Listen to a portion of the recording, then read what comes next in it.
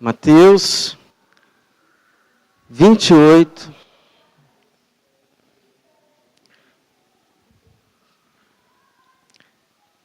a partir do versículo 16.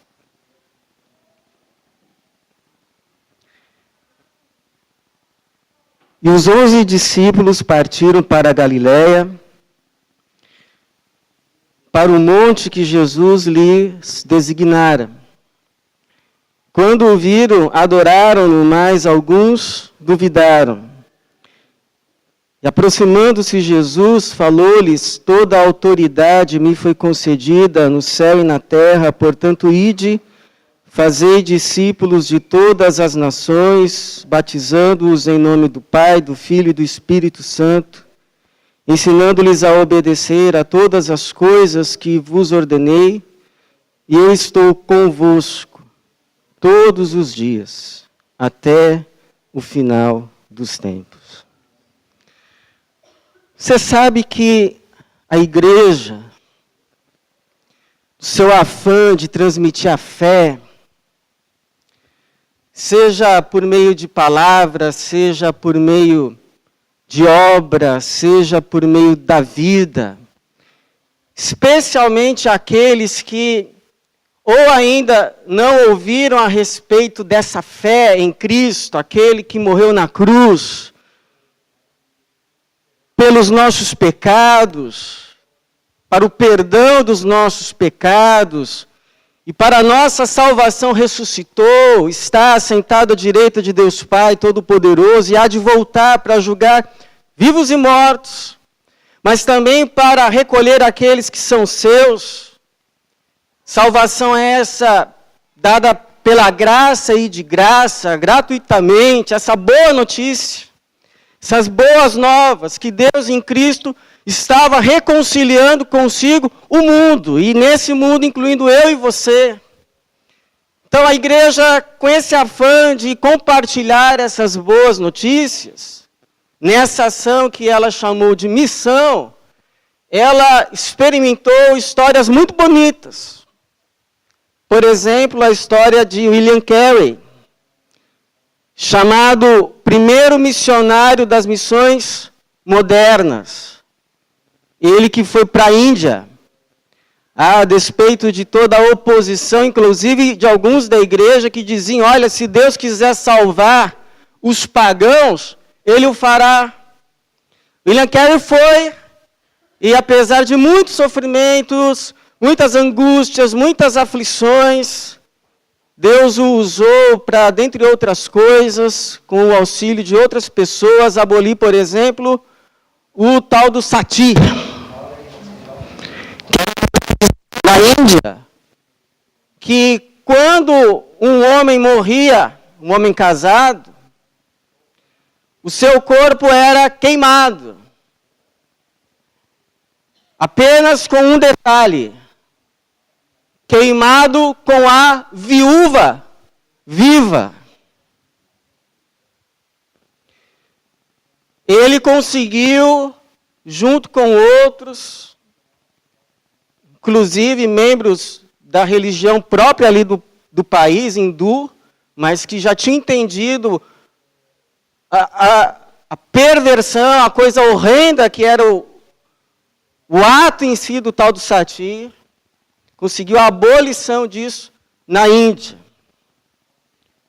Houveram outros missionários que construíram escolas, houveram outros missionários que construíram hospitais, houveram missionários que plantaram igrejas, ou seja, há histórias e mais histórias de homens e mulheres que deram suas vidas para o bem de outros, demonstrando que, de fato, o Espírito de Jesus estava neles. Porque viver para outro, só Jesus e quem recebeu do Espírito dele. Porém, a igreja, nesse afã, cometeu também muitos erros.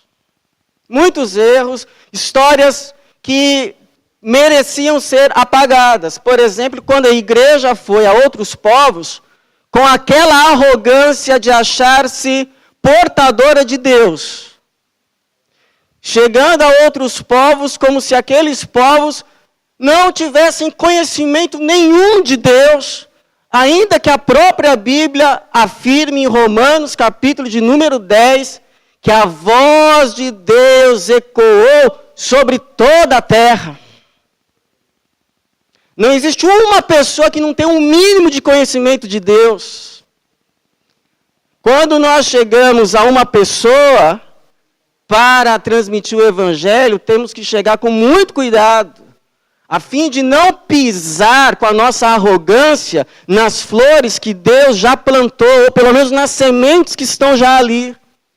Não foi o caso, por exemplo, de Cornélio, um centurião romano, que de nada tinha ouvido ainda a respeito de Cristo, mas um anjo lhe aparece do céu e lhe diz: as tuas esmolas Deus tem visto, e as tuas orações Deus tem ouvido. Depois Pedro foi lá só para completar a mensagem que Deus já havia comunicado. Então a igreja erra quando acha que vai a um lugar levando Deus.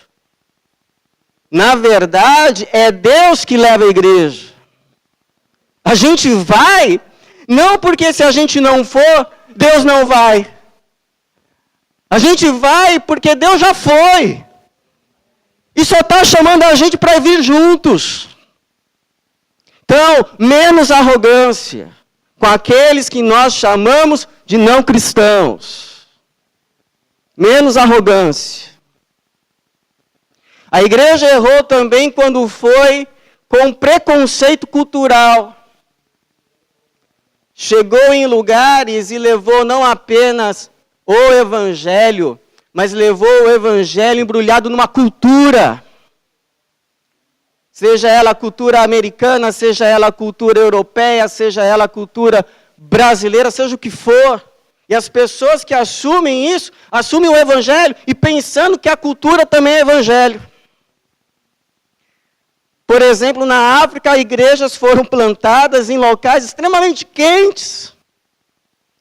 Mas os crentes tinham que ir ao culto de domingo com mais de 50 graus de terno e gravata.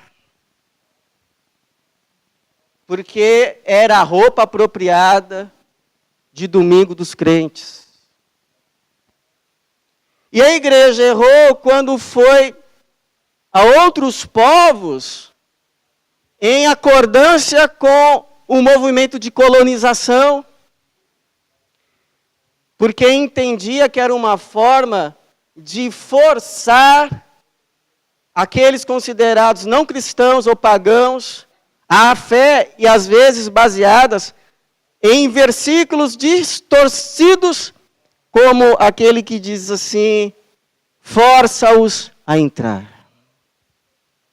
Parábola de Jesus a respeito do grande banquete. Ou seja, em outras palavras, todas as vezes que a igreja se afastou de Jesus, da sua palavra, e foi sem Ele,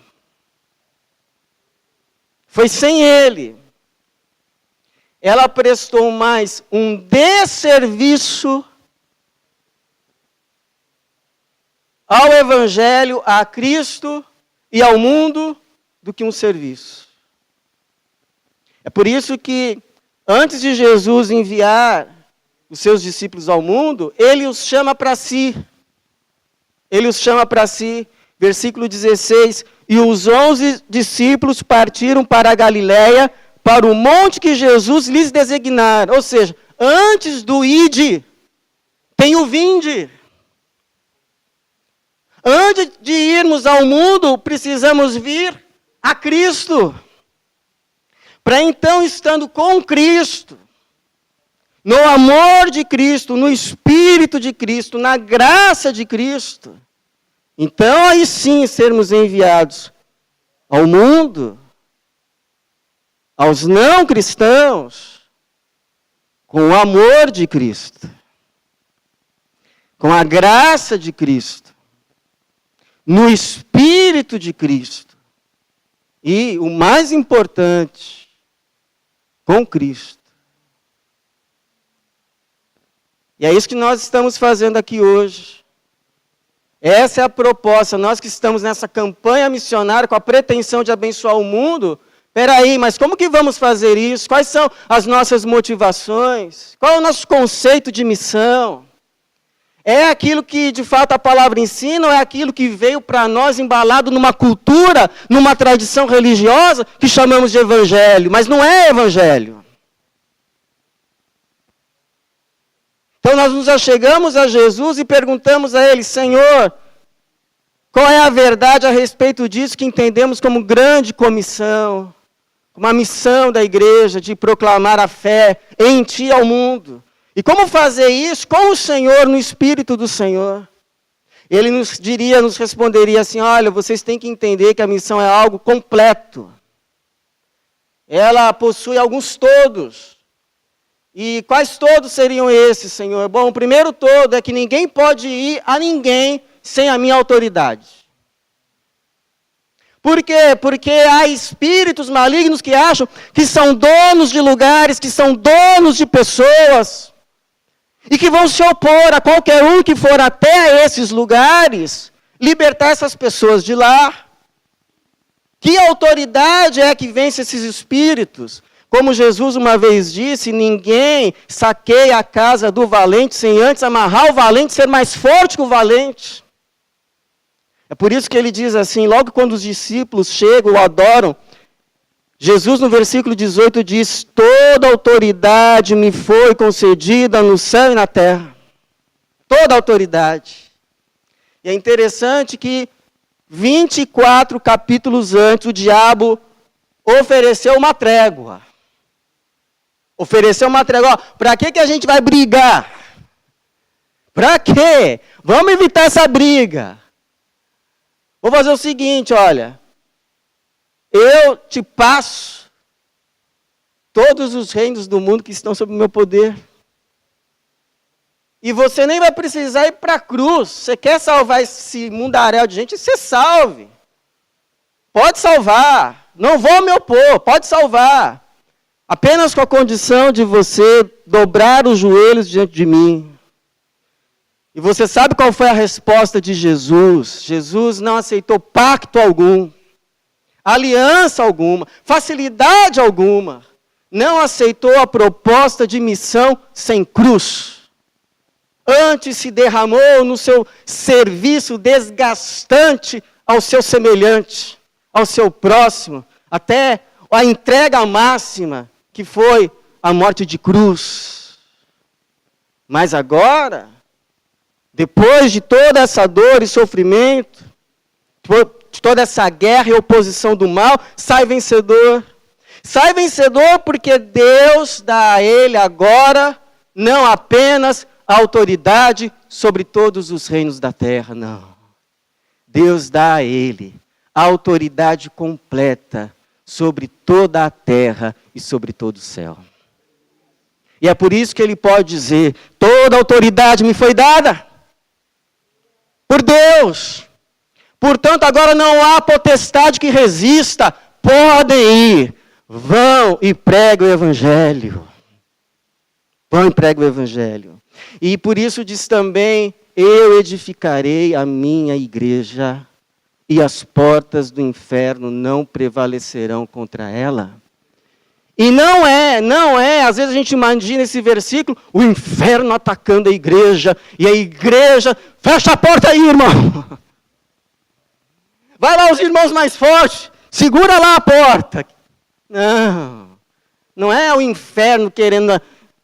É o contrário, é a igreja avançando no poder de Cristo, no poder do Evangelho, no poder do Espírito Santo, o inferno recuando, se opondo, retalhando, mas não podendo impedir. Por isso que um pastor, um pregador, já disse assim, toda a igreja deveria ir para o inferno. Deveria ir para o inferno das drogas, deveria ir para o inferno da prostituição, deveria ir para o inferno da pobreza, deveria ir para o inferno da miséria e libertar pessoas de lá. Porque toda a autoridade Jesus já conquistou e nessa autoridade nos enviou. Então esse é o primeiro todo da missão. Ela é feita por meio de toda a autoridade de Cristo. Toda a autoridade de Jesus. O ressuscitado. O Rei dos Reis. O Senhor dos Senhores. Mas há um segundo todo. Cristo envia com toda a sua autoridade a sua igreja toda. Porque a nossa ideia mais ou menos de missões é o seguinte: a nossa igreja vai enviar um missionário para Angola. A nossa igreja vai enviar um missionário para o Sudão. A nossa igreja vai enviar um missionário para o Peru. A ideia é assim que tem alguns vocacionados para a missão, que a igreja vai discernir e vai então enviar. Não é isso. Não é isso. A igreja não tem autoridade para enviar ninguém. Não é a igreja que envia alguns na sua autoridade, mas é Cristo com toda a sua autoridade que envia a sua igreja toda. Porque embora ele tenha dito essas palavras aos 11, que representavam então todo o seu povo, a sua igreja, o Espírito Santo não foi dado só aos 11. Não foi só dado aos 11 mais alguns especiais, vocacionados, chamados. O seu Espírito foi dado a toda a igreja, para que toda a igreja seja a sua testemunha. Eu lembro de um pastor que colocou assim, na porta dos fundos, na porta de saída da igreja, uma placa que dizia: você está entrando no campo missionário. E ele está certo. Porque aqui a gente se achega para ser fortalecido, para ser alimentado. E depois nós somos enviados. Cada um no seu lugar, cada um no seu trabalho, para ser o que? Sal e luz deste mundo. Mas sal não salga dentro do saleiro, salga fora. Deus Pai enviou Jesus. Jesus e Deus Pai enviou o Espírito. E agora, por meio do Espírito, a serviço de Deus Pai e Deus Filho, é que é enviada a igreja. Por isso que a missão é coroada com o batismo no nome do Pai, do Filho e do Espírito. Portanto, ide fazer discípulos de todas as nações, batizando-os em nome do Pai, do Filho e do Espírito Santo. Mas há um terceiro todo. A missão é feita por meio do envio de Cristo, com toda a sua autoridade, de toda a sua igreja, a todas as nações. Não é a uma nação. Não são a duas nações. Não são a muitas nações. São a todas. Porque diz, portanto, ide, fazei discípulos de todas as nações. É a nação onde nós estamos e todas as outras onde não estamos. É aqui e lá. Lá e aqui. Por que é importante saber disso? Para a gente evitar uma visão de missão só lá. Ah, pastor, eu amo as criancinhas da África. Que bom. E essas crianças que estão ao seu lado? Ah, não, essas me incomodam. Essas fazem barulho. Essas fazem bagunça. E para evitar um conceito de missão, só aqui. Como disse o falecido pastor Edson Queiroz, ele diz assim: infelizmente, alguns pastores e líderes obtiveram a visão de que Deus nos coloca no lugar para trabalharmos somente ali. Tenho sempre dito que é a partir dali, mas o alcance da igreja deve ser o mundo todo. Então você é um cristão suíço? Amém? Você tem um compromisso com a Suíça e com tudo que não é Suíça. Se é um cristão português, amém, você tem um compromisso com Portugal e com todas as outras nações que não é Portugal. Se é um cristão brasileiro, glória a Deus, você tem um compromisso com o Brasil, com tudo que não é Brasil. Ah, pastor, mas a minha pátria é celeste. Amém, a minha também, mas a gente ainda está na terra. A gente exerce a nossa cidadania celestial por meio da cidadania terrena. E exerce a cidadania terrena a partir da cidadania celestial. Nós cristãos, seja aonde estivermos, temos dupla cidadania. Dupla cidadania. Uma é exercida a partir da outra e por meio da outra.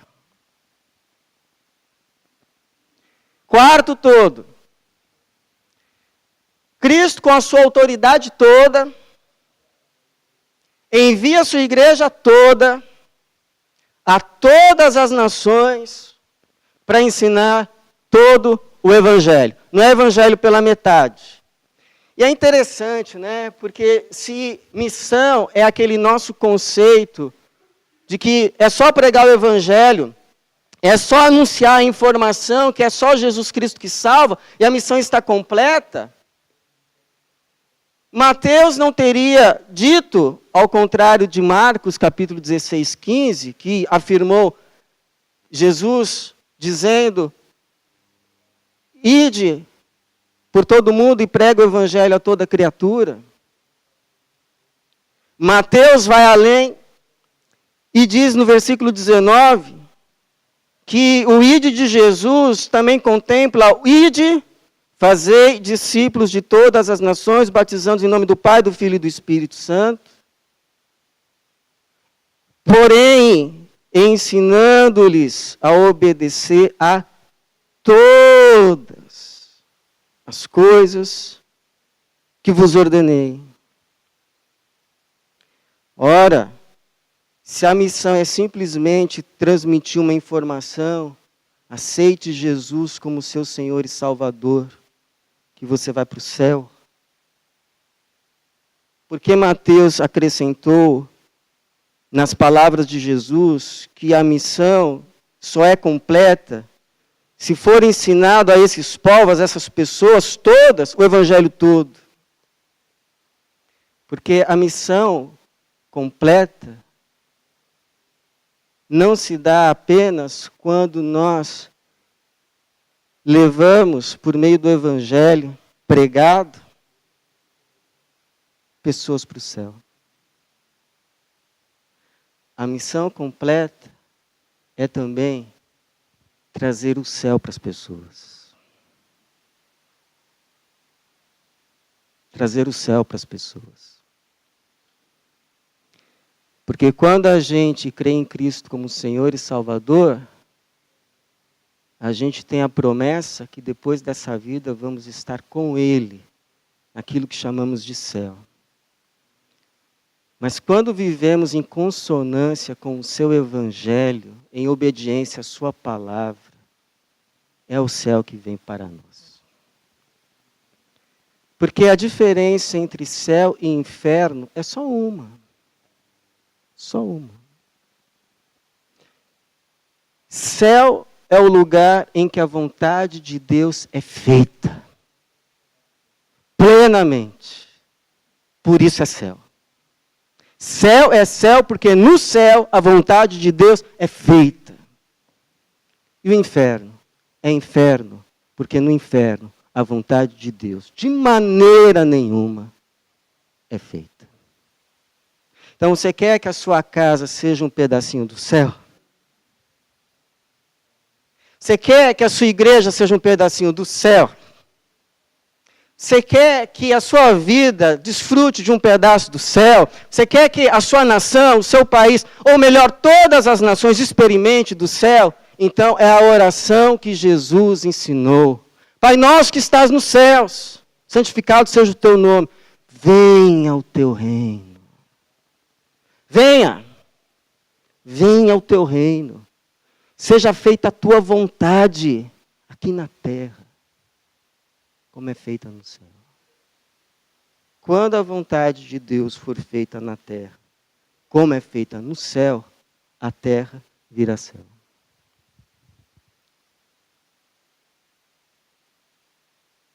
E o quinto todo. Cristo, com a sua autoridade toda, envia a sua igreja toda, a todas as nações, para anunciar o evangelho todo e promete estar conosco todo o tempo. Todo o tempo. Lembro uma vez que estava com meu filho pequeno no colo, 2 anos, num lugar escuro, ele com medo, eu disse assim para ele, filhinho, não precisa ficar com medo, Jesus está aqui. Ele me perguntou, cadê ele? E às vezes a gente se pergunta isso também, não é? Mas a verdade é que sempre que Jesus, Deus, enviou os seus servos a uma missão complicada e difícil, sempre veio acompanhada com a promessa, eu estarei com você. Eu estarei com você. Eu não só te envio e fico daqui torcendo. Eu te envio e vou junto. Na verdade, eu já estou indo. Na verdade, eu já fui. Eu só estou chamando para você me acompanhar. Não é isso que disse Paulo? Olha, eu só sei que o Espírito Santo me compele a Jerusalém. Mas esse compelir era tipo ele indo no vácuo. O Espírito foi e está arrastando ele.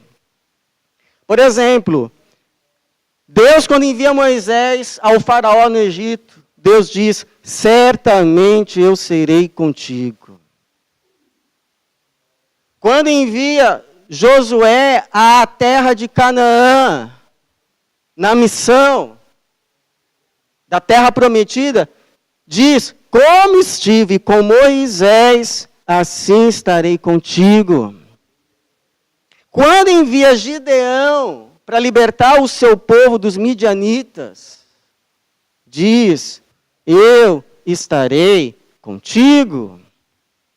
E agora, por meio do Emanuel, Deus conosco, Jesus, nos envia a todas as nações com a promessa, e eu estou convosco todos os dias, até o final dos tempos.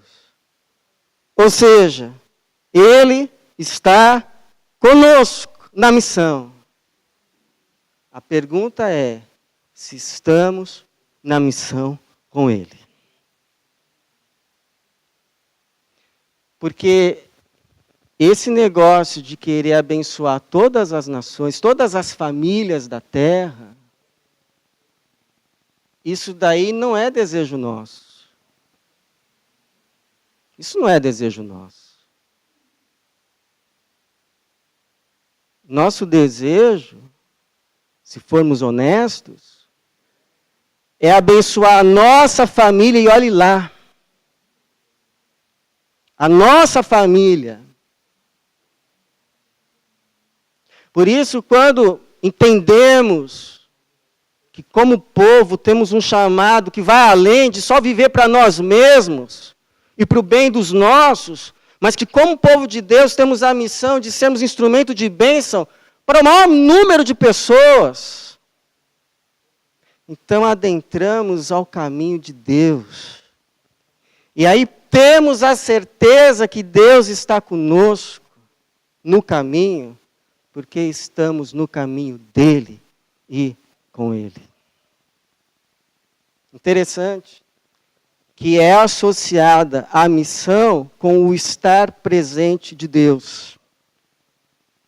Ou seja, não é apenas porque Jesus está conosco que podemos ir à missão. Mas porque vamos à missão, podemos ter a certeza que Jesus está conosco. É igual o diálogo de dois soldados. Um perguntou ao outro: escuta, você acha que Deus está do nosso lado? Ao que o outro respondeu: eu me pergunto se nós estamos do lado de Deus. Por isso que a Bíblia nos chama de cooperadores de Deus. Ou seja, nós não somos aqueles que andam nos nossos próprios caminhos e vez ou outra fazemos coisas para Deus. Não. Não. Nós somos aqueles que andamos no caminho de Deus, fazendo coisas com Ele, cooperando, ou seja, operando com Deus. Esses são os 5 todos. Jesus, com a sua autoridade toda, envia a igreja toda, a todas as nações, para ensinar o evangelho todo e promete estar conosco o tempo todo.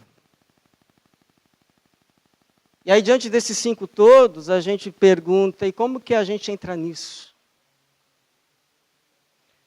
Será que eu tenho que deixar tudo e ir para a Zâmbia? Ir para Filipinas?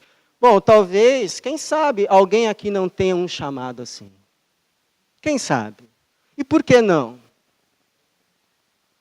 E por que não? Quem sabe alguém aqui não é chamado para ser uma bênção na África? Quem sabe alguém aqui não é chamado para ser uma bênção na Ásia? Então, que Deus confirme o seu chamado no seu coração e ser tu uma bênção. Mas talvez você diga: pastor, olha, eu não tenho esse chamado, mas eu sei que eu tenho esse compromisso. Então, o que eu e você podemos fazer? A gente pode assumir o compromisso de oração. De oração. Inclusive, tenho conhecimento de um ministério cujo propósito é orar para missionários que estão presos em lugares difíceis, de oposição ao evangelho, a fim de que na última hora eles não neguem a fé. Porque quão triste seria alguém que dedicou a sua vida toda para servir a Jesus, na última hora, fraquejar.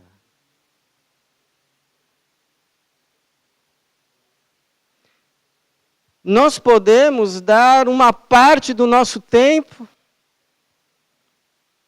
Que tal você um dia pegar uma parte das suas férias e dedicar a serviço de outros? Tirar 1 mês da sua vida, não, 1 mês, começa com 15, vai. 15 é muito? Começa com 10, então. 10. 10 dias para viver, para abençoar outras pessoas que não seja a gente mesmo. Vai lá, 10 dias. Vai lá, 10 dias na Índia. 10 dias em Moçambique. 10 dias na Malásia. Abençoar com aquilo que Deus te deu, capacidades, inteligência, dons, o Evangelho. Vai lá viver 10 dias, não para si mesmo, mas para outros. Para abençoar outros. Aí, sabe o que vai acontecer? Você vai abençoar essas pessoas em nome de Jesus. Mas quem mais vai ser abençoado vai ser você. Você vai voltar dizendo assim, olha, eu fui lá pensando que eu ia ajudar, o ajudado fui eu. Pensei que eu ia lá abençoar, o abençoado fui eu. Eu pensei que eu ia lá para salvar, quem foi salvo fui eu.